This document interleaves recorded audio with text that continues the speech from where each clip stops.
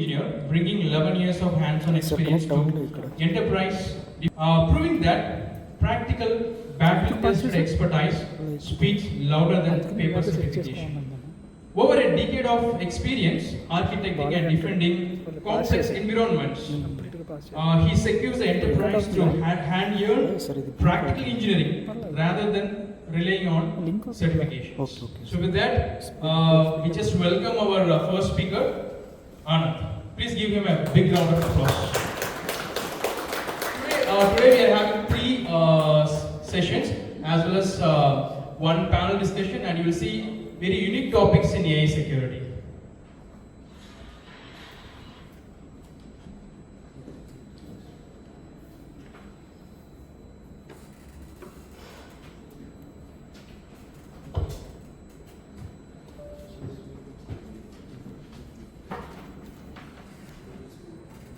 So myself Anand, I'm working as a lead enterprise security architect in Jungle Games.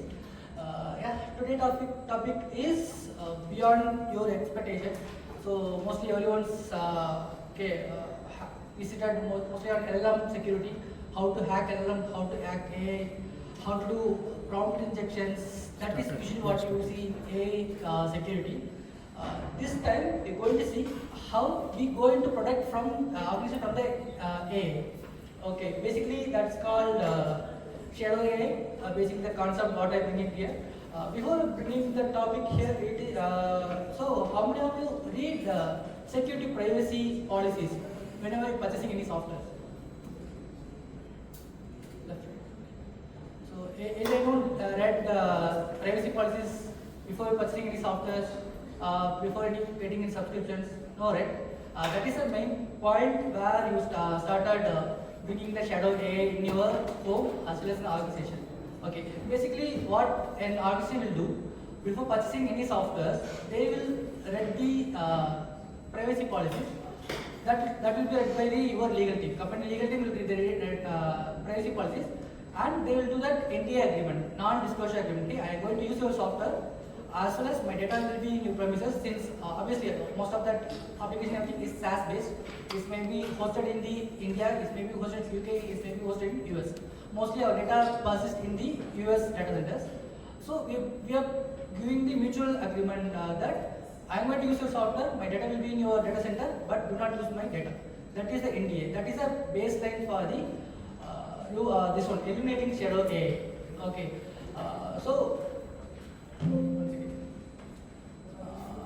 Yes, first of all, I am very thankful to ASEC community and Joshua and team members who provide the opportunity to present this time.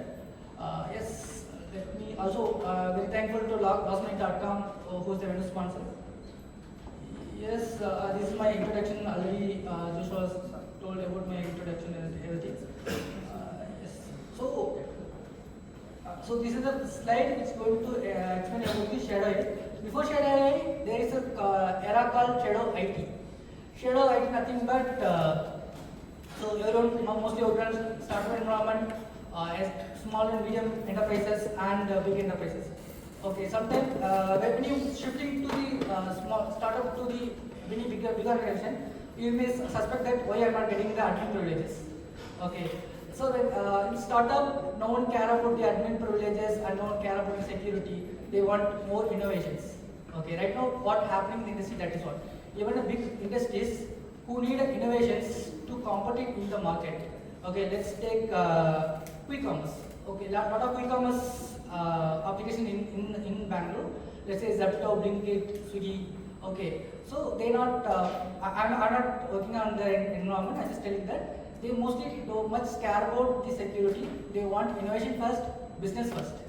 Okay, so that is one of the baseline to the shadow AI. So because of that, CISO city will come and say, I want innovations on this project. I want to complete within a week.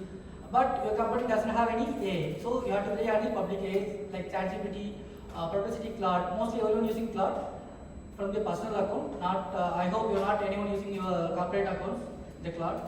Okay, so that is the baseline. Because of that, shadow IT nothing but you're going to install your software.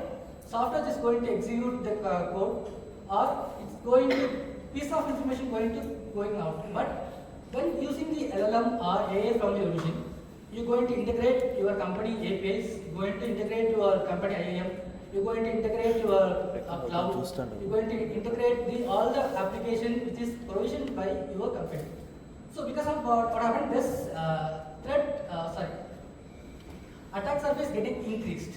Okay, so even you got integrated, your data wants go out, that's go out. You cannot recover it. Okay, that is the main problem in Shadow AI. The attack surface is very big compared to Shadow IT. Shadow IT just I can remove your admin privileges to stop installing that software. Even though runtime application is possible, even without you can run any application in your software machine with your runtime environment. Okay, but what about this kind of Shadow AI will increase the attack surface. You can just go ask ChatGPT that how I can run this software without admin privileges. It uses steps. You can just run the steps and you can able to run any software in your machine without admin privileges.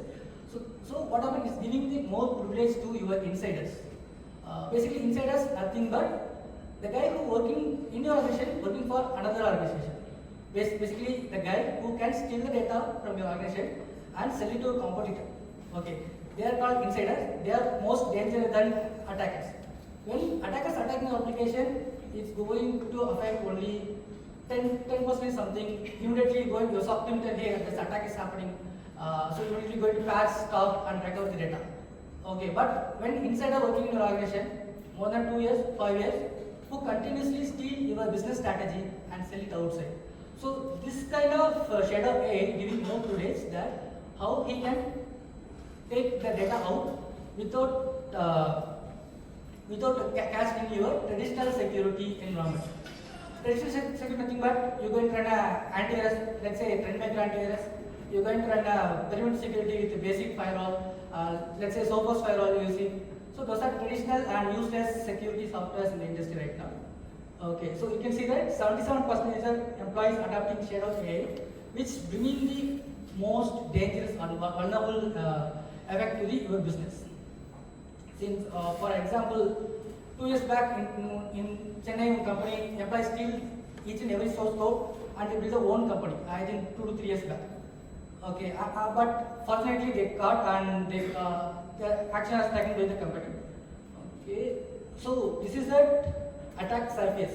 Okay, so you have upload copilot, but the limited tokens. You don't have any higher level tokens to do your regular activities because we officially became the AI handicaps. We are adapted to AI everywhere. Okay, since without AI right now, no one unable to move forward. Okay, that's what happens. After token expire, you need more token to run your daily jobs. Okay, so you're obviously going to the public AI, which is where you didn't sign NDA and your company is not authorized. You're going to log in with your personal accounts, which means personal Gmail. Okay, so how it's happening? It's not happening from the baseline. It's started from the browser level. So you're going to install some AI's plugins, extensions. You're using MCP. As I told, you can integrate your company applications with your local AI. Yes, accidentally you can paste the private pass API key. More than that, you're going to paste your PA information also accidentally. When I was asking why you pasted PA information in the ChatGPT, it's accident. You may say that. Okay. Yeah. And cloud code, unauthorized ID. So Thickline. Thickline is mostly one of the vulnerable applications right now in the industry where you can easily bypass security. That is one of the vulnerable things I found it right now. Yes. Yes. Since we are in India, I don't want to talk about the UK AIS policies and US governance policies. This GPTP is going to come within a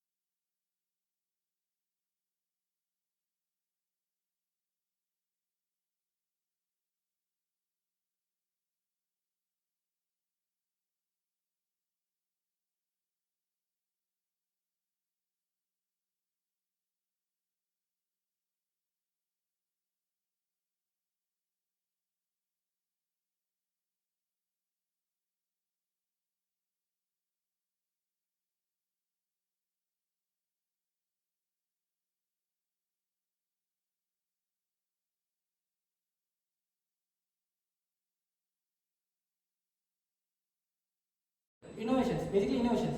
The company business on top of innovations. Next is security. Okay, the company mostly CTO mostly want to bring innovation, but because of the blanket ban, this innovation getting failed. That another problem is, yes, this is me. So obviously there is one employee in every organization who trying to find the loopholes in every security system. Okay, usually how I do is, when I go into customer locations, if I sit for customer location 5 minutes, I came to know that what is allowed, what is not allowed, how we can bypass. Those information I can able to gather easily.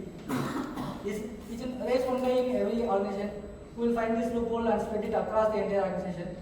It's happening, but every CTO and CISO know that loophole. They allow due to some business use cases, not for the they don't know. Okay, so those are the problems right now in the industry. Yes, so how we going to deal? So as of now, any doubt here? You don't have any doubt? All good. Okay, it's fully theoretical, so it may be a little sleepy. Okay, so first thing is, you cannot do the blanket ban immediately. Being an organization, also you cannot bring the 100% security within a day. It will take 2 to 3 years to bring a full security to your environment from the scratch. Okay. First thing is, you need to implement the policies, A usage policy. Even though IT usage policy, you may see that asset usage policy, same like that, you need to bring the A usage policy into the organization. That it's going to tell your employee, hey, this is my security A usage policy. This is only you should use. This is you should not use. So we should interact with your employee very explicitly. This is my policy. Okay, inside, because something is blocked, it get blocked after some time. Your employee should not raise a ticket or escalate to CISO, hey, this guy blocked me. It's affecting me. So we explicitly should to all the employees. Okay, then PPR. So it's nothing but not only that permanent employee in the organization, lot of contract employees will be there, lot of contract service provider, like for auditing, for IT, and everything.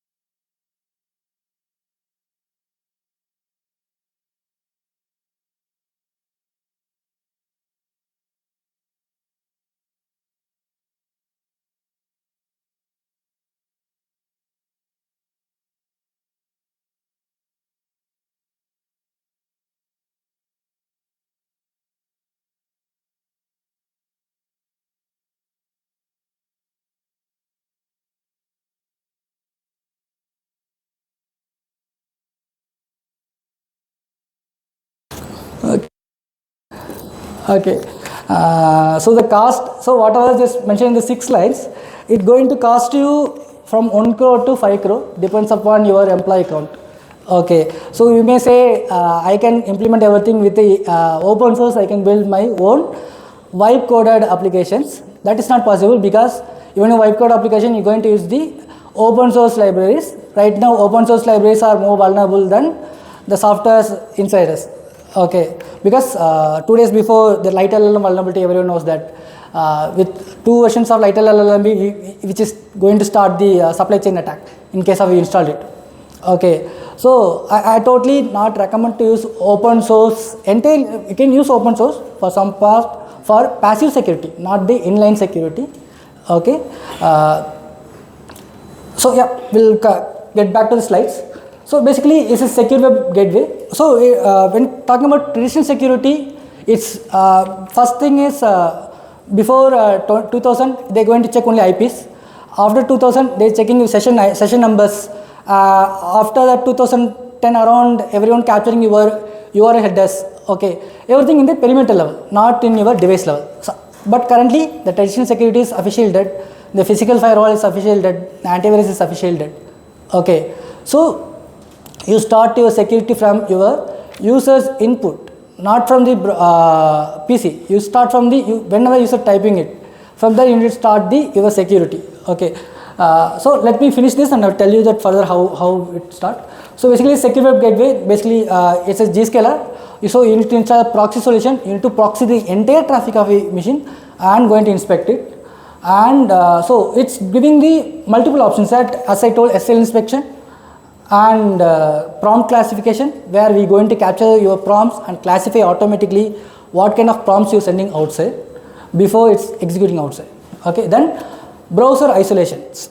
So blanket ban is not going to work, but I need productivity, I need innovation in my office.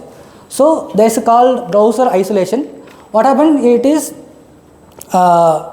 when you type something like malwarebazaar.com, okay, say your SOC team want to inspect some IOCs, they will do malwarebazaar.com, but it's not going to run your machine.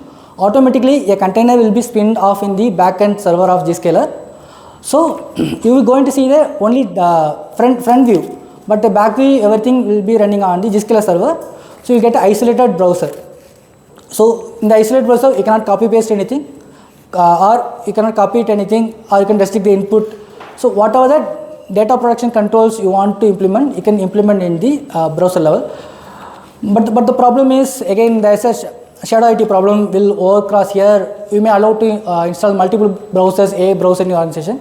That you need to regulate it, you need to bring your browser usage policy here. Okay. Since my organization, we eliminated all the browser. Currently we are using only Google Chrome Enterprise, which is a managed browser.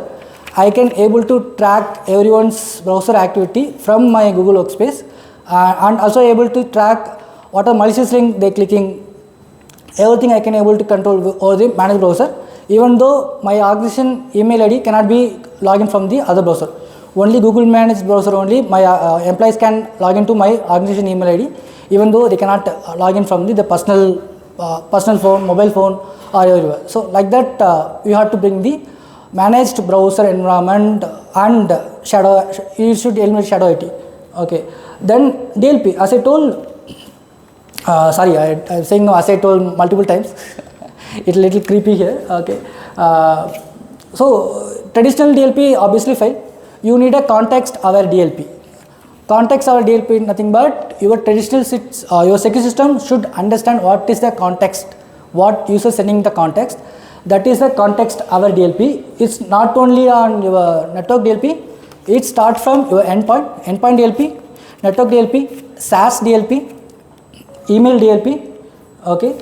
So network DLP it's going to capture the network activity. What? Endpoint DLP, hey, it's going to block my USB. No, endpoint DLP not going to block your USB. It's going to do the data classification for you. It's going to do the labeling on your context, whatever in your machine. Okay. It's going to capture your clipboard activity.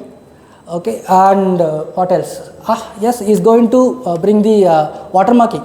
So you have a customer support agents who continuously working with the customers, who know the customers PA number and everything. He's going to capture, he may capture over the phone. So that will be blocked by the watermarking, as well as the endpoint DLP will mask the data, mask the PA data whenever employee open data. Okay. So yeah, that is one. And SaaS DLP nothing but that basically Google Drive is not in my environment. I cannot protect Google Drive, but SaaS DLP what it will do, it will connect over the API and it's going to read all your activities. User behavior, you're doing bulk data download. Okay, are you trying to share the data outside external members? So everything will be captured by the SaaS DLP. Okay, and email DLP nothing but it's going to classify. Again, data classification is different.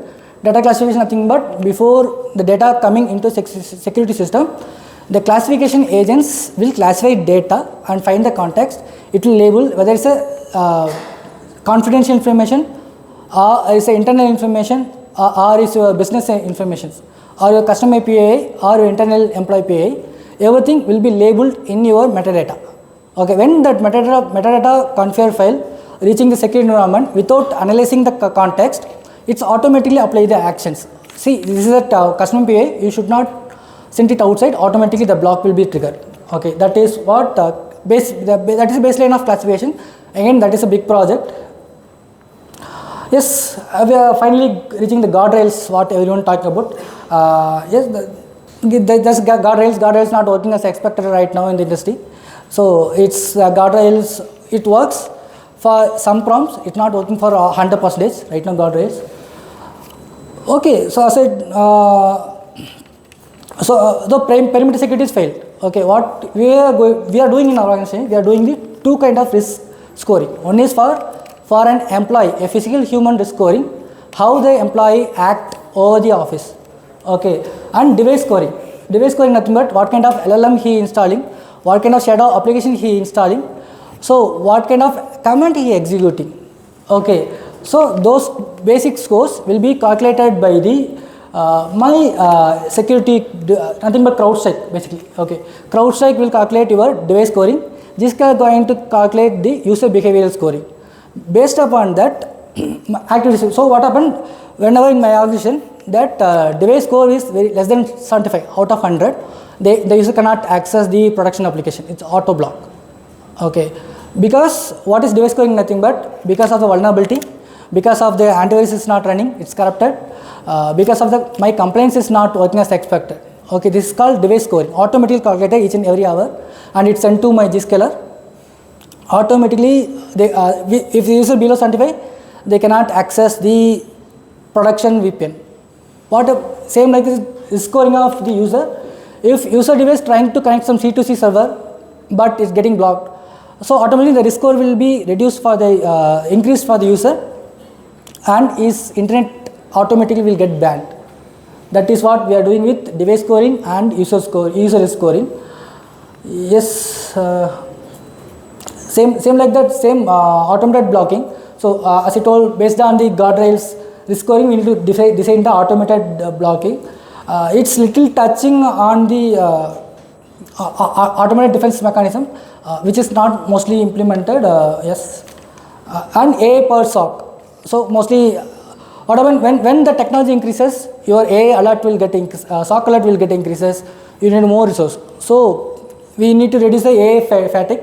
Sorry, SOC fatigue, alert fatigue. So for that we need a AI powered SOC workflow, not automation. SOC workflow we need. So you need to build a proper playbook, SOC playbook in your organization, and you need to implement with your AI. Okay, so these kind of controls you need to put, but each and every controls will be on the monitoring mode for 1 year or 6 months respective plan. So we are not going to block anything because we are doing the discovery right now. Okay. Yes, as I told, the next part is, so you have deployed all that security mechanism in the organization, you have started doing monitoring. What I need to do next is, we going to patch the security gaps which is available in my traditional environment. Okay, basically IAM, mostly everyone working with AD environment. We are not using any kind of SAML 2.0, mostly everyone AD. We are with Windows, they are doing with only AD. We are not doing that IAM authentication from the device point of view. Everyone doing the IAM authentication from the application point of view. So whenever you want to log into Gmail, that time only the IAM authentication come, not from the device point of view. Okay, so we are bringing the IAM activity to the device. So there some agents will be sit on your machine that is going to manage your IAM. Basically, we are putting the behavioral based policies for the IAM activities. As I told, I have a risk score for my device. I have a risk score for my employee. Same like that, we are bringing the risk score for the IAM activity.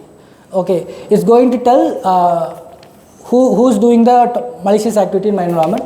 So these are the baselines I am setting here to eliminate the shadow AI. Since it's not a online, as I told, you cannot eliminate a shadow AI within a day or week. It's needed 3 to 4 years. Then mission level. So your employee can integrate your all the APIs, all the production application, as I told. So if you implement the PAM nothing but privilege access management. Before going to the PAM, in your application you need to define the RBAC. Okay, role-based access management. You need to implement in all your applications. This role-based access management is going to tell who can see my PAI, who can't see my PAI, who can process my PAI, who cannot process my PAI. Basically, customer information, business information. So once you set up the RBAC, then we coming to the PAM. Then integrating the, so employee has some API credential. He integrated with his shadow AI. he trying to pull the data for some processing, but it won't happen because that credentials what employee having, it only work on certain environment, certain places. It won't not going to talk with your AI agent or AI shadow AI applications. So that is the baseline of PAM. Yes, you can use Fido 2.0. Fido is trending. It was trending before AI era. Little bit it was down because of this AI era. But Fido, I recommend everyone to use Fido keys going forward. MFA also dead. Okay, MFA also dead. MFA is became little useless. Yeah, everyone start using physical security keys, Fido keys. So endpoint zero trust scoring nothing but ZTA scoring about the devices scoring. UUBA nothing but employee risk scores. And DSPM it will be part of your data security life cycle. So when the PA got created in your environment, how the PA stored, how the PA moved from one S3 bucket to another S3 bucket, okay, how the PA got processed by your application. So everything you should be properly documented. That is what DSPM going to tell in the genuine way. Okay, yes. So basically we talked about from the device point of view, how we can safeguard device, how we can monitor the vulnerable employees, how we can safeguard the IAM, how we can bring the better multi-factor authentication. Okay. Yes. So when talking about DSPM, this is a baseline for CSPM. Since you have data everywhere, user can see API is not only way. User can directly access your portal, download the customer KYC. Okay. So once the customer KYC is downloaded on the user machine, it will persist in the user machine. They can directly copy paste in the any application, any AI softwares automatically. But but you're not going to aware about that. That is a PA information. So what we're going to do is we're going to do the structure the data in the organization, the data in your user machine, the data in your S3 or in your data in your SaaS. So we're going to structure by using this mechanism. Nothing but we're going to implement the data classification here. Data classification nothing but based on the data risk, we're going to give some meta tag for the each and every file. Once the file PA information download in the user machine, automatically my endpoint DLP will scan the file and give the confidential meta tag to the file. 10 more minutes. Okay. So yeah. So first you need to do the data discovery. You cannot implement it immediately. That is data discovery. You do what is data mapping. You're doing with application and everything. That's called data discovery. Then data discovery come. You need to do the data classification in the paper wise. Once paper wise success and your DPO accepted that one, then you can go and implement your data classification in your endpoint DLP, email DLP, as well as in your SaaS DLP. Okay, that is why. So if you want to know how to build data security, I have given my another presentation. How we can start your data security from the scratch. You can use this presentation and learn some more. Okay. Yes, as I told, what are the process we seen is we're going to implement the security. We're going to through the security we're going to monitoring. Basically, we're doing the discovery of your environment of AI usage. Okay. So doing the discovery process, we'll come to know which employee is vulnerable, which employee is doing that using that PA data, which employee is installing that shadow AI continuously, which employee using the vulnerable MCPs. So those information you will get automatically. From there, you're going to lay the policies everywhere from Zscaler, from CrowdStrike, from IAM, from PAM, privilege access management. Everywhere going to structure the security policies. Respect to that, what shadow IT discovery or shadow AI discovery you done in your organization. So what you're going to do is so based on information in current roadmap in my organization, we blocked vulnerable AI, but we allowing the AI even though it's not an enterprise. How it is nothing but since we are in a Google workspace, you guys know how Gemini is working. Gemini is one of the very worst AI application. So my employees want ChatGPT. So my company want to be more innovative, but security wise should be safe. So we enable the browser isolation for my employees. So my employees can access the ChatGPT. They can type anything. Even though they're typing anything, pay information, they type, send it, my DLP will capture. But they cannot paste anything or upload anything. That is a browser isolation we made. So we're slow by slow bringing the flexible environment without doing the blanket ban. So that is how we did. As well as we're trying to bring AI policy in my organization to increase innovations. So as a security engineer, I'm not, my job is not to block or capture the employees, capture the who doing that malware activities. My job is to bring the innovation to my company in the secure way. That is what my job in my organization. That is what we are doing here. So once through the discovery data what I did for 6 months, the process will take 6 months to 12 months. What are the slides we discussed. From there, I will lay my policies in my next quarter. So these policies will be increase my innovations and reduce my shadow AI attack surface. Okay, basically we're going to bring the data visibility, context our protection, and department, user who need which application. So those informations we're going to collect and everything. Okay, yes, this is the roadmap. As I told, first you're going to do discovery, sanitize the environment, okay, enforce the monitoring policy, those things, and ISO 42001, that is the certifications what end of the day you're going to get after 5 years. Okay, I'll do that little demo. Since I cannot show the G-scaler here, so what I did, I have built my own prompt capturing. So my project is capture the prompts and send it to classification in LLM. Right now I build the only prompt capture. So let me show that. So this is my prompt capturing dashboard. So it will show the how many prompts captured, how many token utilized. Okay, and if you go down, usage. So my usage activity has been recorded. So how long I'm using the prompts per day, per week. And this is a basic memory graph. This is an adaptation from the super memory. Most of people know what is super memory project. Super memory project is kind of a data classification, prompts based security.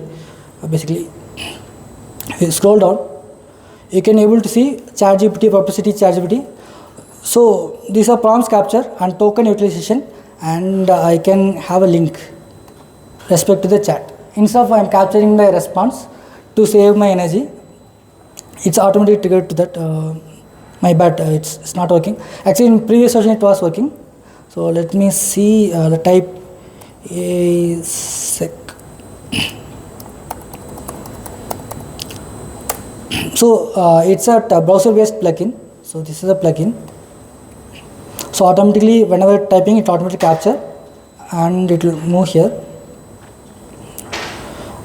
So right now the project up to see my 4th prompt has been captured. ASA community. Okay. So yeah. So what it'll do is once prompt is captured, automatically it will sync to the Cloudflare worker where I have my API, storage API. So what it will do? It will be your RAG. It is going to act your RAG. So my next step is I will use this RAG and integrate with the classification LLM. From the classification LLM, it's going to classify and bring the alert. That is my second phase. Right now I am using as a prompt repository. Also you can sync with your GitHub Gist for the backup purpose. Each and every day all the prompts what you typed, it will be saved in your GitHub. So yes, it's available in my GitHub. I will share my GitHub link shortly. Yes, that's it for the day.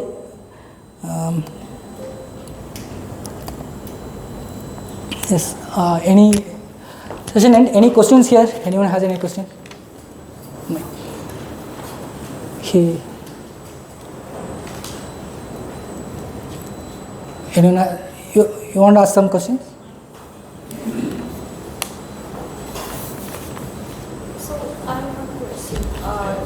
Sorry, I could not see the earlier presentation. Okay, sorry. My name is Madhu. I work for a company called Lion. I Okay. am building agents, right, for the applications. Mm-hmm. So the way that I am trying to build these applications is with like whatever user has the permissions. So those boundaries will be honored by the AI tools. Mm-hmm. So now my question is on the like what you just showed on the context capturing. Mm-hmm. Using supermemory. So you were also showing that you were trying to connect each of these data sets. You were showing that prompt capture, right? Prompt capture demo. Yeah, in the demo, yes. Okay. So, so how did you do that? So, can you tell me? Because I want to implement that as well. Right now, the only way that I have auditability is through the conversations itself, but I don't have it anywhere else outside trying to Okay. manage that. That's one question. Second question is on the super memory itself. So, that says that it's a personal assisted memory. Is it possible for us to add it to Yeah, the chat? you can add this API into search GPT. This concept I have to do the testing still. So you can integrate this with search GPT, it will work. But we need to do some backend configuration. That is my roadmap.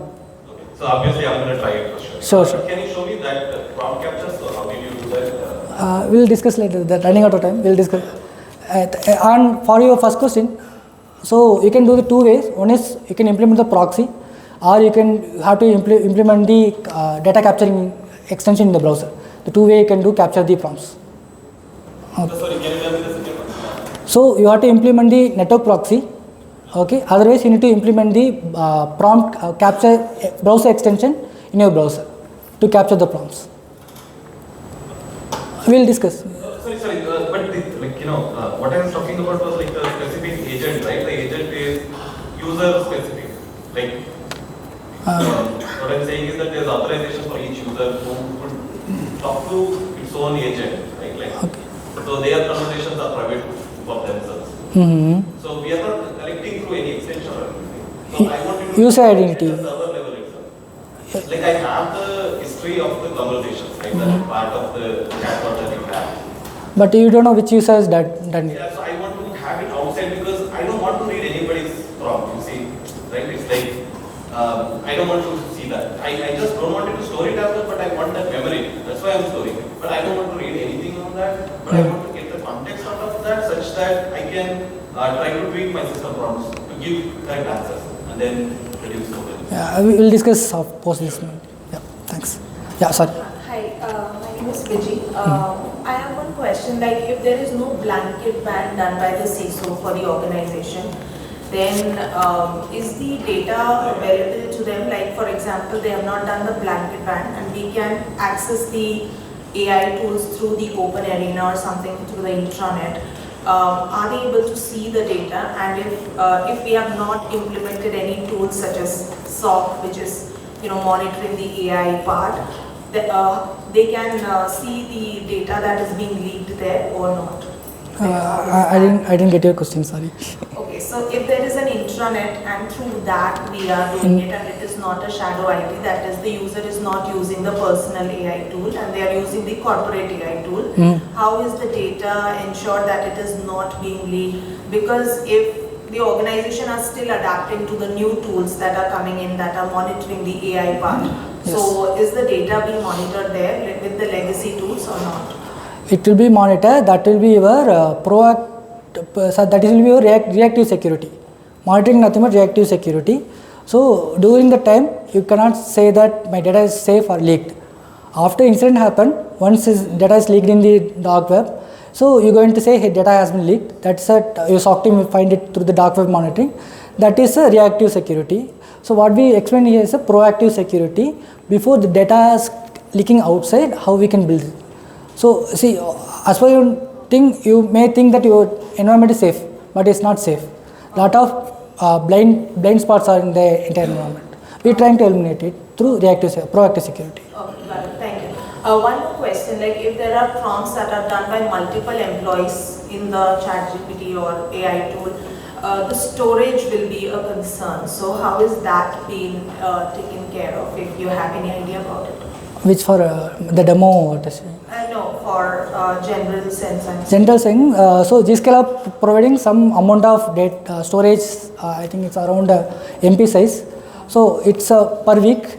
So after that per week, you need to import to your SIM. So you have to fine tune your SIM in the prompt classification way. So you need to adopt the next generation SIMs, or you need to adopt. You have to build your own SIM to analyze the prompts instead of analyzing that IPs. Yeah. I think I lost it. Sorry. Yeah, my name is Raju.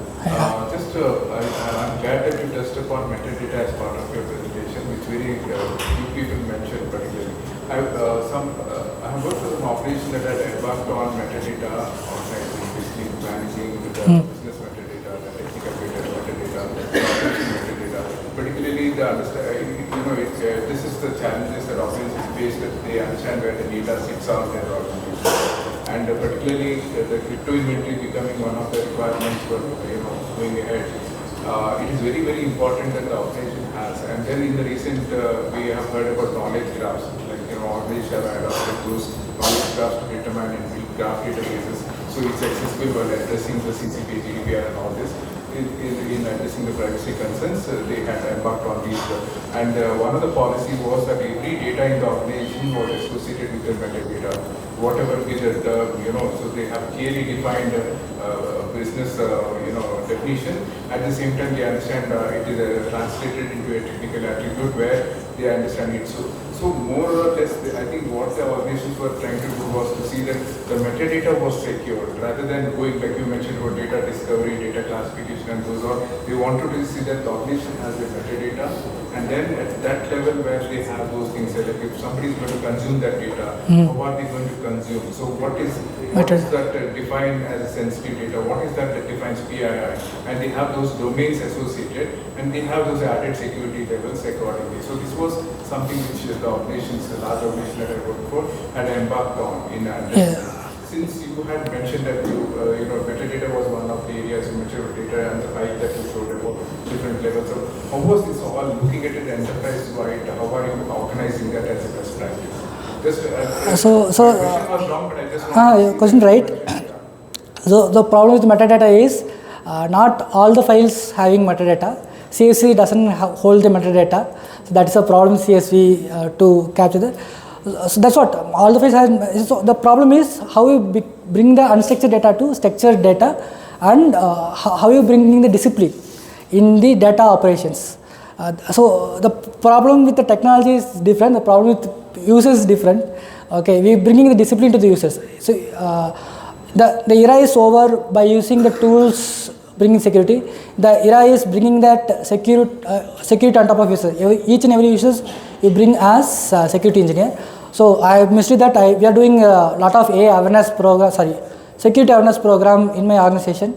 So we are teaching the security to each and every non-tech users. We are teaching, from there we are bringing the discipline. In this era, you need to bring that user-centric security instead of the infrastructure-centric security. That is I think that's the right answer for your question. So basically what I'm saying is that at the end of the day, we're only securing data, right? Ultimately, whatever is there, any avenue, what we are trying to find out is to see that whether it is in the form of context, as well as good ask about context analysis also, now that you are associating that with the prompts that are going into that.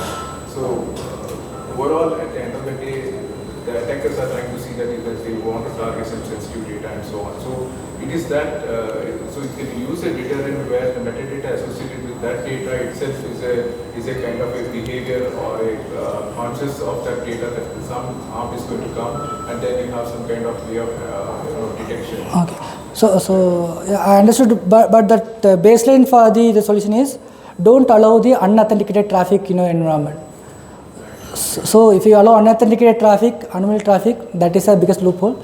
Each and every data transfer should be authenticated traffic. It should be which user is doing this data transfer.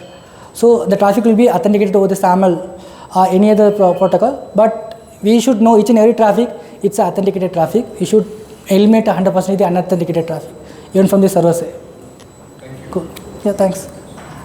Yeah, we are running out of time. If anything we can discuss doing the networking. Yeah. Done. Yep. Done. Yeah, thanks. Thank you so much, Anand. Please give me a big round of applause. I hope everyone has enjoyed the session. Thanks so much. Right.